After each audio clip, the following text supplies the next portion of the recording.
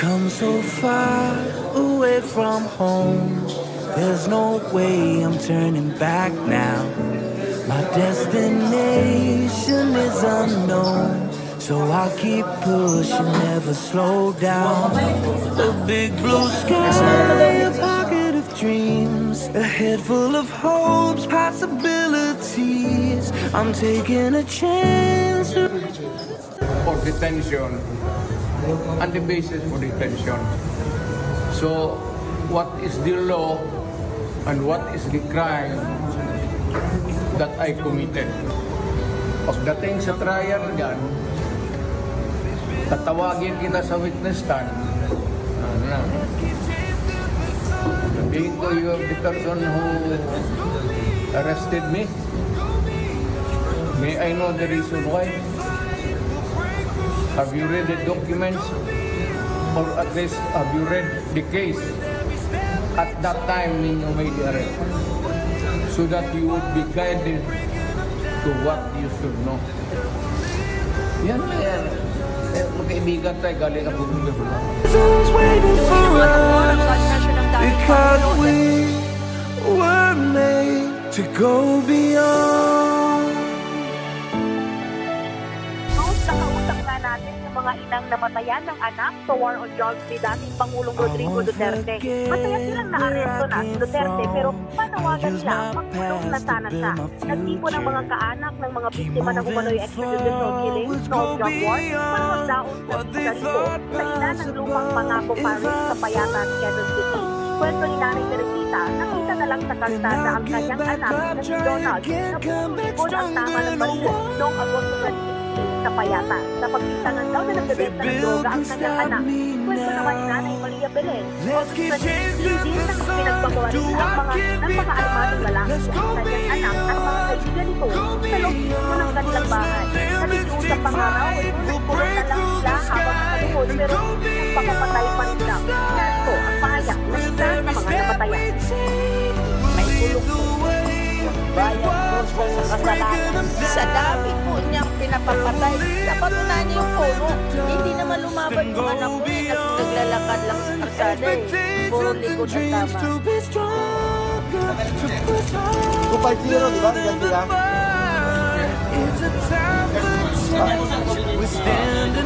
Ayun nga pa, kung natutong tawag na tawag.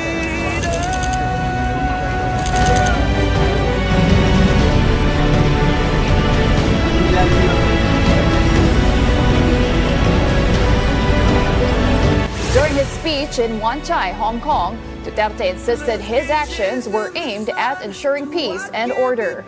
He maintained that whatever wrongdoings he may have committed were for the welfare of the Filipino people. The ICC is investigating the former president of the Philippines for alleged crimes against humanity linked to the war on drugs. Ang balita ko, may warrant daw ako. Yung sa ICC or something. Matagal na akong hinahabol ng mga... Bakit ko ginawa yan? Para sa inyo at ang inyong mga anak sa ating bayan.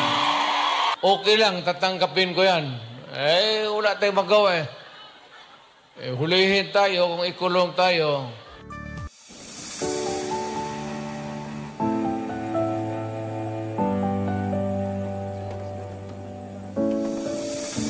I've come so far away from home.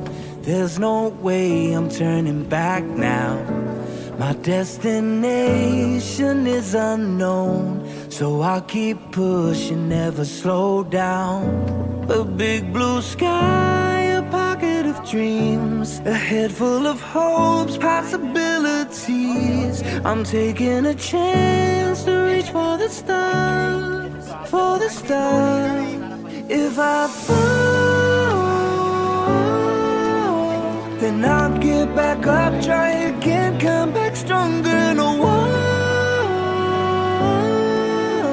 say Bill can stop me now.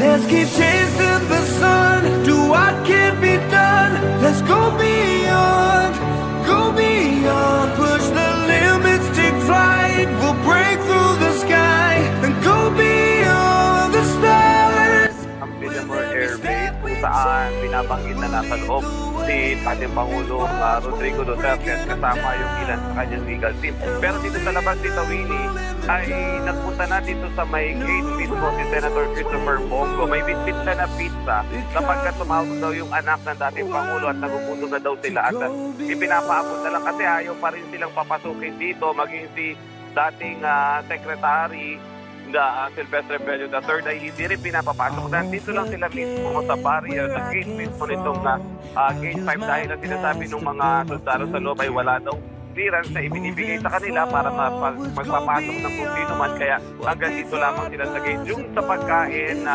pizza na hinihingi ngayon ay ikino-coordinate pa rin din daw para kung mapapayagan na ipasok ito or hindi. At binabanggit naman ni Secretary Bello kanina, Tita Winnie, ay sana daw ay papasukin kahit silang mga ilang pang legal team nitong dating Pangulong Rodrigo Duterte para Sunod naman sa batas ni Pangulong Duterte, he is 80 years old na po.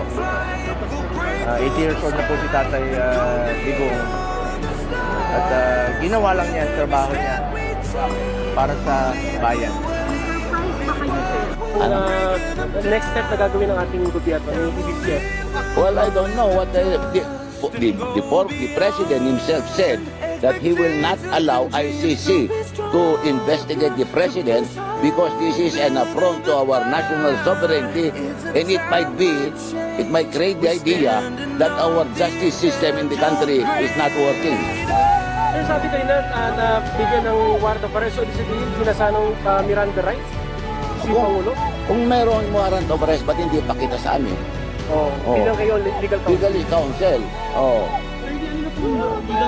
Let's get chasing the sun to what can be done. Let's go beyond with every step we take. We'll lead the way. These walls, we're breaking them down, and we'll leave them all in the dust. New horizons waiting for us because we were made to go beyond,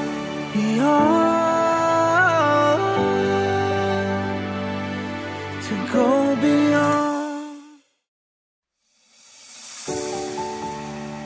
Siyempre, ilalagay siya sa detention facility. Maganda yung detention facility nila doon. Kanina pinag-usapan natin.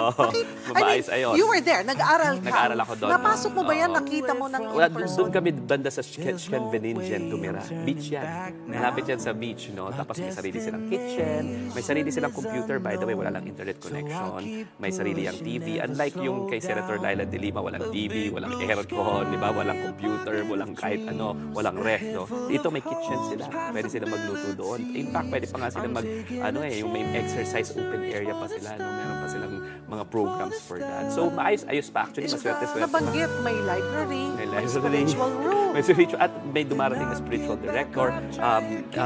Consistently, ni-inspect pa na International Committee on the Red Cross para makita na yung humane ang conditions, di ba?